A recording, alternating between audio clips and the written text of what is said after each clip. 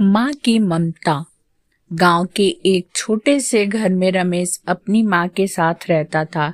रमेश की माँ एक साधारण गृहिणी थी जिसने अपनी सारी जिंदगी अपने बेटे के लिए समर्पित कर दी थी। उनका जीवन कठिनाइयों से भरा था, लेकिन उनकी आंखों में अपने बेटे के लिए असीम प्यार और उम्मीदें थीं। रमेश के पिता का देहांत बचपन में ही हो गया था और तब से उसकी माँ ने अकेले ही उसे पाला था। रमेश एक होनहार और मेहनती लड़का था। उसकी माँ ने तमाम मुश्किलों के बावजूद उसे अच्छी शिक्षा दिलाने में कोई कसर नहीं छोड़ी थी।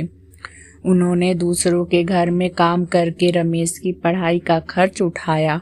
वो चाहती थी कि उनका बेटा पढ़ लिख के बड़ा आदमी बने, ताकि उसे वह संघर्ष न करना पड़े जो उन्होंने अपने जीवन में किया था। गांव के माहौल में रमेश की माँ को कई बार ताने सुनने पड़े थे। लोग कहते थे, तू इतना क्यों करती है? तेरे बेटे के लिए इतना क्यों कष्ट सहती है? लड़के बड़े होकर माँ बाप को भूल जाते हैं। लेकिन माँ के दिल में अपने बेटे के लिए बस प्यार था। उन्होंने कभी किसी की बातों की परवाह नहीं की। उनका एक ही सपना था कि उनका बेटा पढ़ लिख कर अपने पैरों पर खड़ा हो जाए और अपना जीवन सुखी बना सके। समय बीतता गया और रमेश ने मेहनत के बल पे गांव के स्कूल में टॉप की। समय बीतता गया और रमेश ने मेहनत के बल पे गांव के स्कूल में टॉप किया।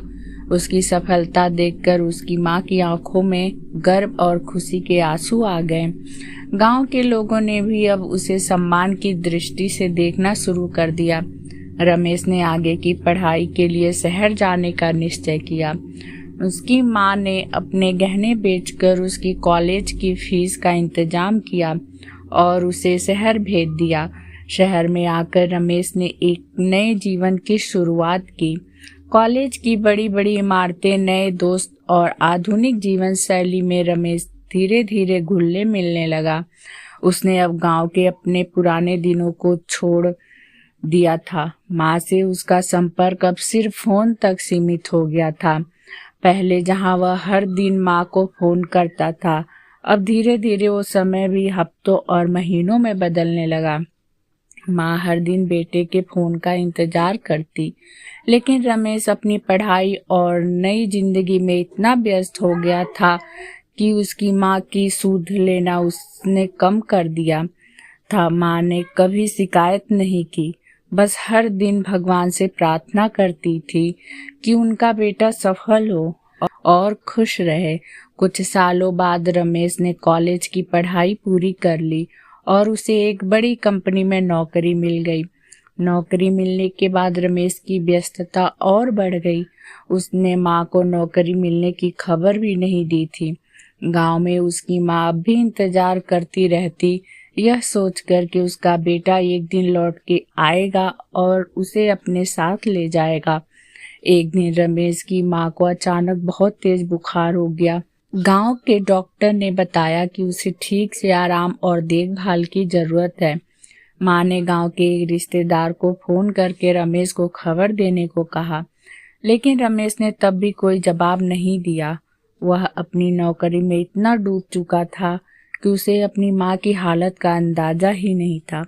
कुछ दिन बाद गांव के पोस्टमैन ने रमेश को एक चिट्ठी भेजी, जिसमें लिखा था उसकी माँ की हालत बहुत गंभीर है और उसे जल्द से जल्द गांव आना चाहिए। इस बार रमेश ने चिट्ठी पढ़ते ही अपने काम से छुट्टी ली और गांव के लिए निकल पड़ा। गांव पहुंचते ही रमेश भागकर अपने घर गया। उसने देखा कि उसकी माँ बहुत कमजोर हो चुकी थी। उसकी आंखों में आंसू आ गए। माँ ने धीरे से आंखें खोली और अपने बेटे को पास देखा।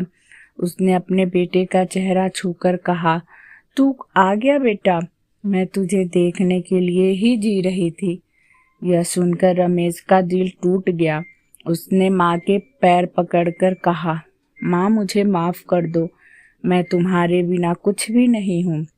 माँ ने प्यार से उसके सिर पे हाथ रखा और कहा, खुश रह बेटा, यही मेरे लिए सबसे बड़ी खुशी है।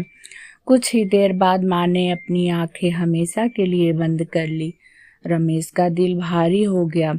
उसे एहसास हुआ कि उसने अपनी माँ की ममता को समझने में बहुत देर कर दी थी। रमेश ने अपनी माँ की अंतिम क्रिया की और उसकी आंखों से आंसू रुकने का नाम नहीं ले रहे थे।